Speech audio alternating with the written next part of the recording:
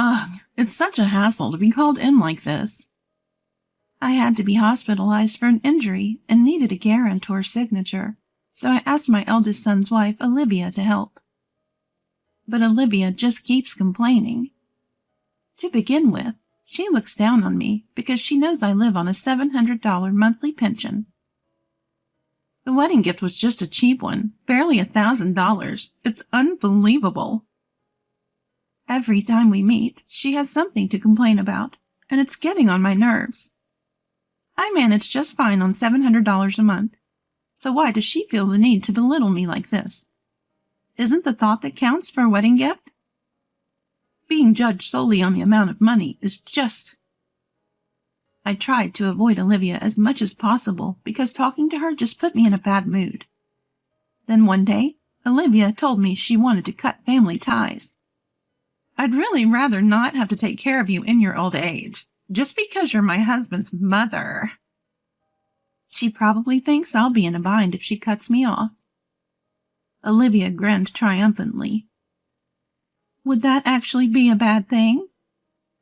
Huh? Ignoring Olivia's confusion, I decided to sever the family ties. A few months later, Olivia found out something shocking and came storming into my house. I am Marie, 68 years old. I live alone in Boston. My husband passed away 2 years ago due to a worsening chronic illness. Now my younger son and his wife live nearby and look out for me. My eldest son, John, works for a global company and is too busy to come home often. However, he always sends me flowers and gifts for my birthday and Mother's Day. The same kind-hearted John announced at 38 that he'd finally found someone he wanted to marry. We decided to have a family meeting at home, and John brought Olivia. She was incredibly cheerful, and the meeting ended on a positive note, leading to a smooth engagement. The wedding was scheduled for 6 months later to accommodate John's busy schedule, but I took the wedding gift to John's house as soon as they registered their marriage. Mother-in-law, thank you for coming today. Oh, don't mention it. I'm just here to give the wedding gift. Oh, I'm so excited. I give Olivia the dishware I bought as a wedding gift, beaming with joy. I wanted to give something tangible rather than just financial support. I figured they'd already have furniture, so after some thought, I settled on dishware. But the moment Olivia sees the wedding gift, she freezes. Wait, this is the wedding gift? Yes, it's a set of matching teacups. I thought they were cute. Is something wrong? I start to worry that maybe it's not to her taste. However, the response I get is completely unexpected. You're giving me this cheap stuff as a wedding gift? Cheap? Are you kidding me? A wedding gift should be around $10,000, right? I thought you were rich because you lived in a nice house. Was I wrong? Oh, Olivia! I'm taken aback by this sudden change in Olivia. Her gestures, her tone, everything is different. There's no trace of the polite and cheerful Olivia I met at the family meeting. How are you making a living right now, mother-in-law? I'm on a pension. How much is the pension? $700. Ugh, you really are broke. What a scam. Living in such a nice house and still being broke is just the worst. Olivia crosses her legs and sighs. Living on $700 a month? That's so pathetic. How are you even surviving? Olivia's mocking tone irks me. I manage just fine on $700, thank you. Well, that's great. Just don't come asking me for help when you're broke. Turns out, Olivia is the kind of person who changes her attitude based on income and assets. Feeling demeaned and upset, I decided to head home right away. For about a month since then, I've thought several times about telling John about Olivia's true character. But our schedules never aligned, and I haven't been able to share it with him. I've spent the days feeling quite uneasy. Standing at a traffic light, lost in thought, I am suddenly hit by a speeding bicycle and fractured my arm. It wasn't a severe injury, but surgery and hospitalization were necessary. I was told I needed a cosigner for the hospital admission, and they asked me to contact a family member. As soon as I texted my sons, I received a call from John. Mom, are you okay? How's the injury? I'm fine for now. I've taken some painkillers. About the cosigner for the hospital. It's going to be tough for my brothers and me. We're sending Olivia instead. Olivia? Yeah, it's a weekday. And by the time we get off work, visiting hours would be over. Olivia doesn't work, so she can go. I see. To be honest, I really didn't want to see Olivia. But I couldn't afford to be picky. My middle son Michael and his wife Sophia are both teachers. They're busy not only working late, but also raising 2 kids. Even John sometimes gets home past 10 p.m. He's that swamped. I really couldn't impose on them. So I asked John, and we decided to have Olivia come. When Olivia arrived at the hospital, it was pretty clear she wasn't thrilled to be there. Being called out like this is just the worst. I'm sorry. Everyone else is working, you know. Just because I'm a homemaker doesn't mean I have free time, you know. I was prepared for some complaints, but her blatant attitude started to get under my skin. By the way, you can pay the hospital fees, right? Of course, I'll cover it myself. No need to worry. Fine. But don't pathetically ask for loans, saying you're broke. From now on, the money John makes isn't just his, you know. She signs the papers with a smug smile and hands them to me. To begin with, I didn't want to deal with this hassle. I regret causing you trouble. I'll try to ask someone else in the future. You better. The thought of more caregiving or hospital stays is depressing. I really don't want the hassle of looking after you in your old age. Her rude behavior made me want to limit my interactions with Olivia as much as possible, and couldn't wait for her to leave. Why did I have to put up with such harsh words when I didn't even want to be hospitalized? It was hard to accept. Don't worry, Michael and Sophia are around, and I'll make preparations so I don't inconvenience anyone. I tried to act as normal as possible. I didn't want to stir the pot, especially in front of the nurses and other patients. Then go ahead and do as you please. Don't come crying to me when no one helps and you regret it later. I'll make sure it doesn't come to that. Good, because even if you play the I'm the eldest son's daughter-in-law card later, it won't help. So why don't you sever family ties right now? She probably thought that saying sever family ties would make me uncomfortable. But honestly, I wouldn't be bothered if I cut ties with Olivia. Worst comes to worst, I'll manage my later years even without my children's support. I'm okay with it. But what about you? Huh? Of course it's fine. Despite being taken aback by my unexpected response, Olivia nodded.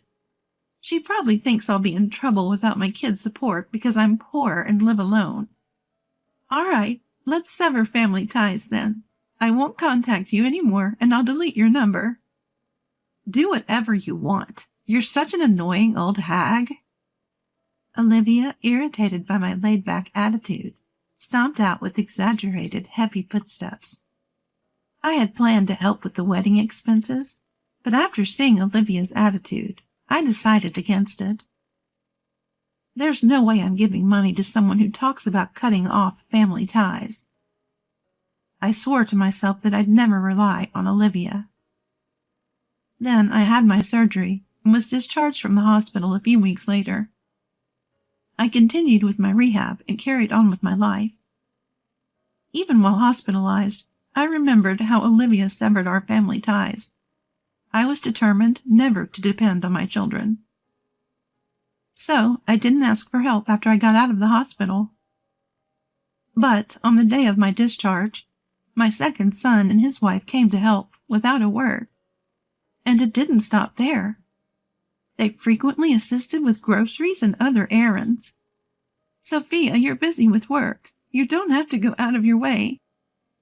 Isn't it inconvenient with just one arm? Don't hesitate to ask for help. I'm doing it because I want to. Sophia's kindness touched my heart. I found myself getting angry when comparing Sophia to Olivia. I haven't had any contact with Olivia since.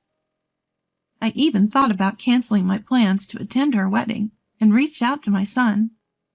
I doubt we'll have any further involvement in each other's lives. 2 weeks after my discharge, I noticed something strange while being taken shopping. Sophia, do you hear that odd noise coming from the car?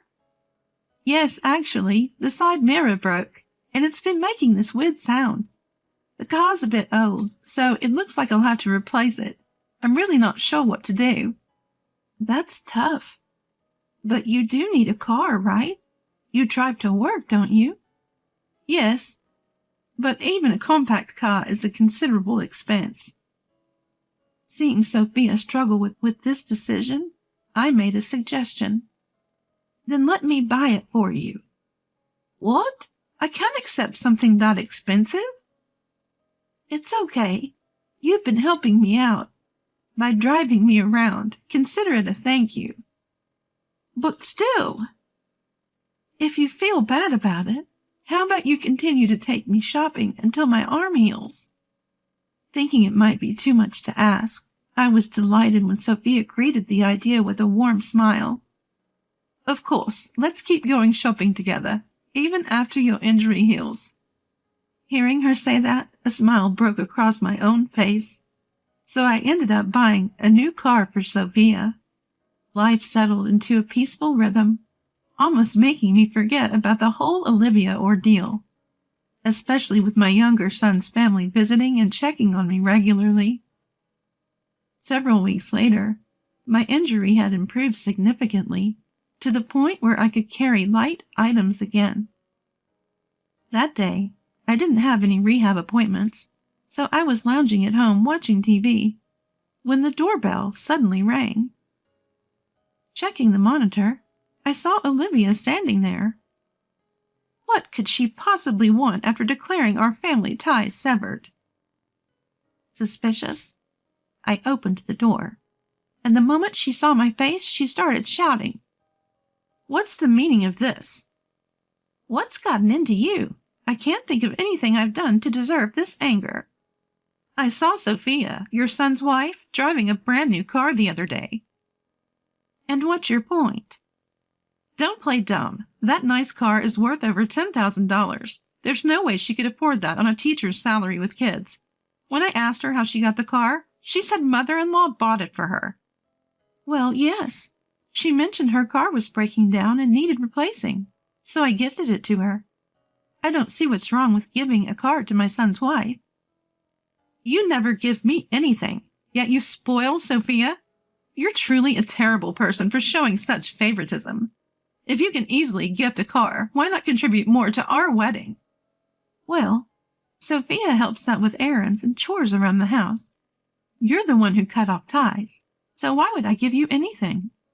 You wanted to sever the relationship, didn't you, Olivia?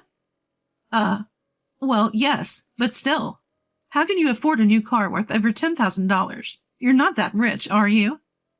Who said I was poor?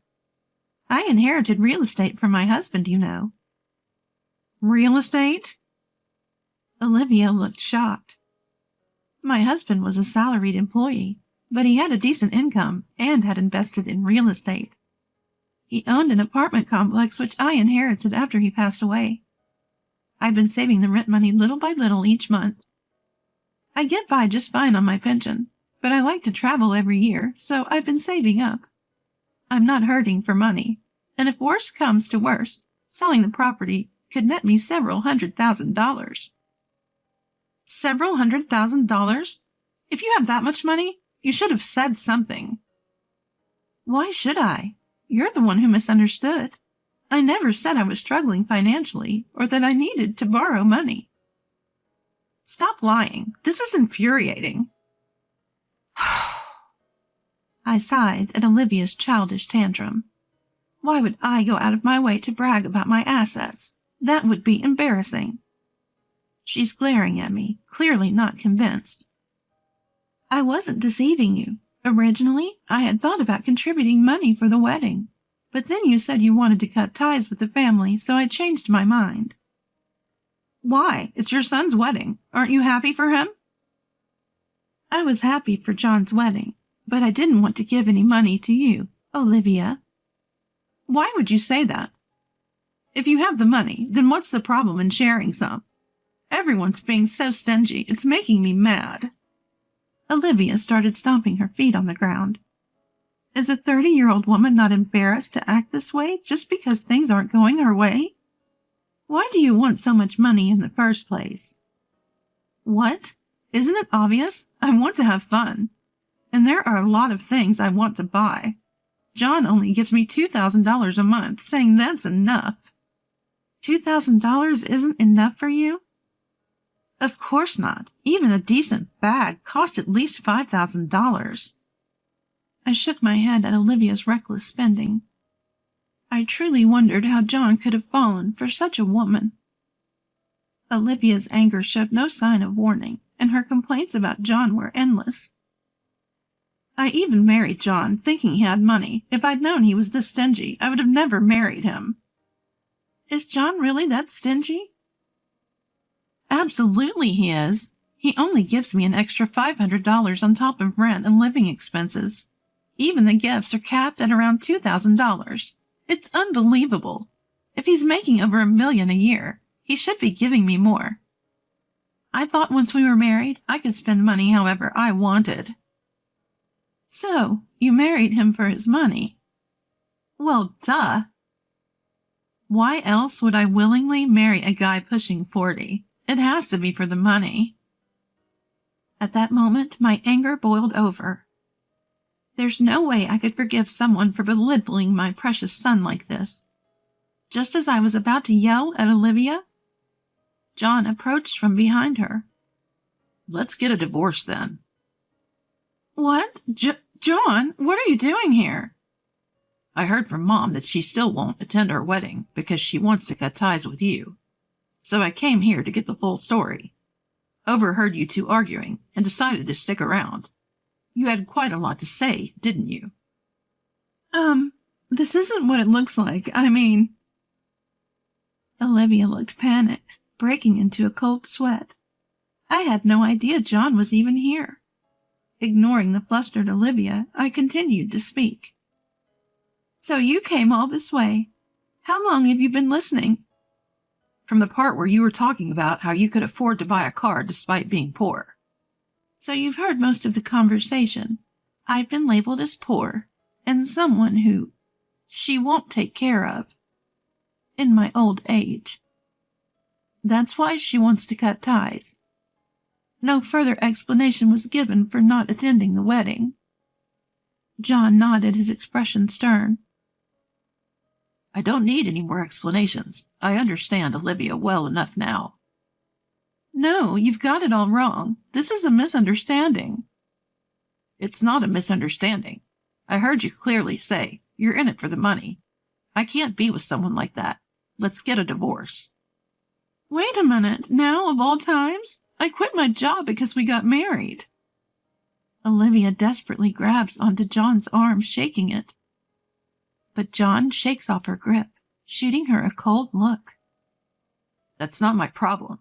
I hope you find a new job soon. Don't be so heartless. I can't live without you. I have no place to go and no savings. Why don't you sell your clothes and bags for cash? That should get you through a few days. Although I don't know who would rent an apartment to someone without a job. Stop it. Don't say that. I even bragged about marrying you to my friends. How can I tell them there's no marriage now? It's too embarrassing, please. That's all on you. Maybe you'll be the talk of the town for all the wrong reasons. Olivia had never seen John so angry before. A man usually known for his calm demeanor. Her face turns pale as she begins to apologize profusely. I'm sorry. Please forgive me. I won't talk like that again. I don't even need the money. Just don't divorce me." No matter how much she apologized, John's expression remained stern. "I can't even stand to look at you anymore. Leave right now." "No, please reconsider. Come on, please." "Just so you know, it's not only about the money. How could you tell someone's parents that you want to cut ties because you don't want to care for them? If I'd known you were such a cold person, I never would have married you in the first place." At the sound of John's raised voice, Olivia starts to cry. "Don't ever show your face in front of me again." "No!" Olivia starts crying, her face covered by her hands. But no one is there to console her. I felt a bit relieved that John understood her true nature, and I felt relieved that I no longer had to be deceived by such a nasty woman. John, realizing why I declined to attend the wedding, apologized and left. Realizing she's hit a dead end, Olivia gave me a piercing glare and walked away, clearly disappointed. Afterwards, I heard that John and Olivia got divorced, and she moved into an old apartment. Before their marriage, she apparently worked as a receptionist at a shopping mall, but was on the verge of getting fired due to her poor work attitude. It seems like she wanted to marry someone wealthy so she could quit her job quickly. Unable to find another job due to her lack of qualifications and skills, Olivia apparently started working nights. Olivia, now over 30, apparently isn't making as much money as she'd hoped. And I hear she's living a pretty frugal life while complaining all the way. On the other hand, it looks like John has found a new love interest. I was worried about how quickly he'd move on, but after meeting her, I found she's a genuinely calm and sincere person. She herself had been married, cheated on, and then divorced. That common history of divorce brought them together. "It's funny how divorce can lead to new beginnings, but I feel more at ease with her. We work together and know each other's character well." John said this with a smile. I consider myself most fortunate to have married and met my children. So I hope John can find a loving family through marriage as well. But marriage isn't the only path to happiness. Some people are choosing not to marry these days, and there's no need to rush into it. If you meet someone wonderful and feel like you want to marry, then go for it. I hope John finds his way to a happy life from here on out.